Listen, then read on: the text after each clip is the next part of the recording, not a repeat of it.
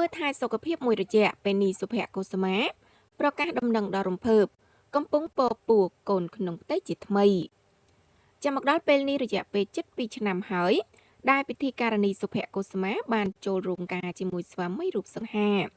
ចានឹងចាប់ដៃគ្នាសាងគ្រួសារយ៉ាងមានក្តីសុខក្រោមឈ្មោះជាប្តីប្រពន្ធដ៏ផ្អែមល្ហែមចាក្រោយរៀបការសាងគ្រួសារជិត2ឆ្នាំនេះដែរក្រៅពីបង្ហាញភាពផ្អែមល្ហែមក្នុងជីវិតប្តីប្រពន្ធសុភកុសមាក៏តែងបង្ហាញសកម្មភាពចាប់ដៃជាមួយស្វាមីធ្វើការយ៉ាងមមាញឹកក្រៀងខ្លួន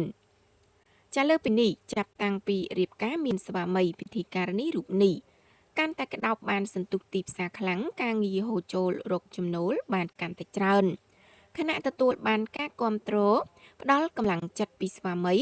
ដែលហាក់ជោគជ័យទាំងជីវិតសិល្បៈនិងជីវិតគ្រួសារចាយ៉ាងណាមិញតកតងនឹងជីវិតគ្រួសារក្រោយរៀបការជាង1ឆ្នាំពិធីការនីសុភកុសមាក៏ធ្លាប់ប្រកាសពីដំណឹងល្អដែលបានពពោះកូនដំបងនៃចំណងអាពាហ៍ពិពាហ៍រវាងនាងនិងស្វាមីបណ្ដូលចិត្តដែរប៉ុន្តែក៏មានការសោកស្ដាយវិញដោយកូនដំបងរបស់អ្នកទាំងពីរបានបាត់បង់ដោយសារបញ្ហាសុខភាពអូននៅក្នុងផ្ទៃចាដែលឡែកក្រោយជួបរឿងសោកស្ដាយប៉ុន្មានខែនឹងមើលថែសុខភាពឲ្យរឹងមាំឡើងវិញមកដល់ថ្មីនេះអ្នកនាងចាកុសមានិងស្វាមីក៏បានប្រកាសពីដំណឹងល្អជាថ្មីដែលពេលនេះពិធីការនីរូបនេះកំពុងពពោះកូនក្នុងផ្ទៃហើយចាក្នុងនោះអ្នកនាងសុភកុសមានិងស្វាមីក៏មិនទាន់ប្រាប់ពីអាយុកូនក្នុងផ្ទៃច្បាស់នៅឡើយប៉ុន្តែតាមរយៈផ្ទៃពោះរបស់ពិធីការនីរូបនេះអាចនឹងពពោះកូនច្រើនសប្តាហ៍ហើយដែរ